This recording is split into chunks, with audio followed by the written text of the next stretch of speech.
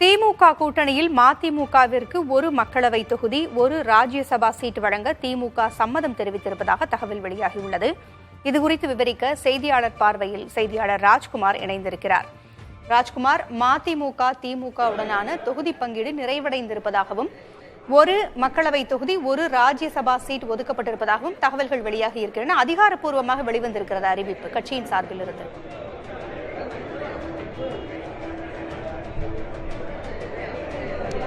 பூங்குழலி, திமுக கூட்டணியில் மதிமுக இதுவரை 3 கட்ட பேச்சுவார்த்தை நடத்தியிருந்தது. ஆனால் 3 கட்ட பேச்சுவார்த்தை நடத்தியும் தொகுதி பங்கீடு இறுதி செய்யப்படாமல் தொடர்ச்சியாக இழுபறி நீடித்து வந்தது. குறிப்பாக ஆரம்பத்தில் மதிமுக 2 மக்களவை தொகுதி, ஒரு ராஜ்யசபா சீட் மதிமுகவுக்கு ஒதுக்க வேண்டும் என்ற கோரிக்கையை பேச்சை குழுவில் முன்வைத்தார்கள். அதேபோன்று இந்த முறை இந்த தேர்தலில் மதிமுகவுடைய பம்பரம் சின்னம் அல்லது தனி சின்னத்தில் தான் போட்டியிடுவோம் என்று மதிமுக தொடர்ச்சியாக வலியுறுத்தி வந்தது.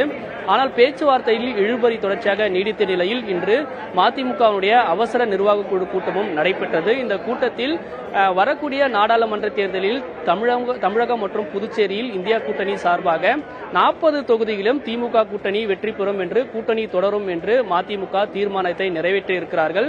தொடர்ச்சியாக இழுபறி நீடித்து வந்த நிலையில் கடந்த நாடாளுமன்ற தேர்தலில் ஒதுக்கீடு செய்தது போன்று ஒரு மக்களவை, ஒரு ராஜ்யசபா சீட்டாவது வழங்க வேண்டும் என்று மதிமுக கோரி வந்த நிலையில் அதற்கு திமுக சம்மதம் தெரிவிக்காமல் இருந்து வந்தது.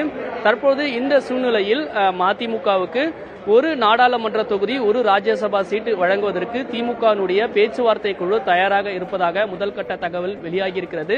அதேபோன்று மதிமுக இந்த முறை பம்பரம் சின்னத்தில் போட்டியிடுவதற்கு தயாராகி இருக்கிறது. ஏற்கனவே தேர்தல் ஆணையத்திற்கு 2 முறை மனுக்களை கொடுத்திருக்கிறது. அதேபோன்று சென்னை உயர்நீதிமன்றத்திலும் பம்பரம் சின்னம் மதிமுகவுக்கு முதன்மை அடிப்படையில் ஒதுக்கீடு செய்ய வேண்டும் என்று தேர்தல் ஆணையத்திற்கு வழிகாட்ட வேண்டும் என்று வழக்கம் தொடுத்திருக்கிறார்கள்.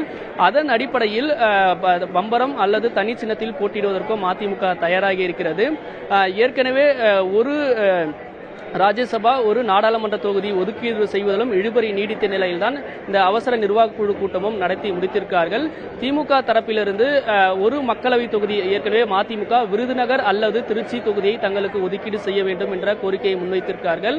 ஒரு மக்களவை தொகுதி வழங்குவதற்கான வாய்ப்பும், ராஜ்யசபா சீட்டு பொறுத்தவரை அடுத்த ஆண்டு 2025ஆம் ஆண்டு ஜூலை மாதம் வரக்கூடிய தேர்தலின் பொழுது ராஜ்யசபா சீட்டு வழங்குவதற்கான சாத்தியம் இருப்பதாகவும் திமுக தரப்பிலிருந்து பேசியிருக்கிறார்கள்.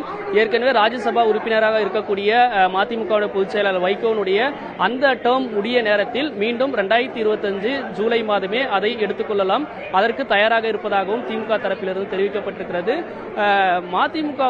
மதிமுகவிலிருந்து முதன்மை செயலாளர் துரை வைகோ இந்த முறை தேர்தலில் போட்டியிடுவதற்கான வாய்ப்புகள் இருக்கிறது. ஏற்கனவே விருதுநகர், திருச்சி உள்ளிட்ட மாவட்டங்களிலிருந்தும் அவர் போட்டியிட வேண்டும் என்று வலியுறுத்தி இருக்கிறார்கள். எனவே கட்சியினுடைய எதிர்காலம் கருத்தில் கொண்டும் தேர்தலுக்கான அங்கீகாரத்தை மதிமுக தக்க வைக்க வேண்டும் என்பதற்காக தான் திமுக வலியுறுத்திய உதயசீரன் சின்னத்தில் போட்டியிடுவதற்கு மதிமுக தயங்கி வருகிறது. எனவே இந்த முறை தங்களுக்கு ஒதுக்கப்பட இருக்கக்கூடிய பம்பரம் சின்னம் அல்லது தனி சின்னத்தில் தான் போட்டியிடுவோம் என்று திமுகவுடைய பேச்சுவார்த்தை குழுவிடம் உறுதியாக தெரிவித்திருக்கிறார்கள். எனவே திமுக ஒரு மக்களவை தொகுதியும் ஒரு ராஜ்யசபா சீட்டு வழங்குவதற்கும் மதிமுக விருப்பப்படக்கூடிய தனி சின்னத்திலே போட்டியிடுவதற்கான வாய்ப்புகளை திமுக வழங்க இருப்பதாகவும் பேச்சுவார்த்தை குழு முதல்கட்ட தகவலை தெரிவித்திருக்கிறார்கள். எனவே இன்னும் ஒரு சில நாட்களில் மதிமுக திமுகவுடன் ஒரு தொகுதி பங்கீடை இறுதி செய்து ஒப்பந்தத்தில் கையெழுத்து செய்ய இருக்கிறாங்க. தகவல்களை வழங்கியமைக்கு நன்றி ராஜ்குமார்.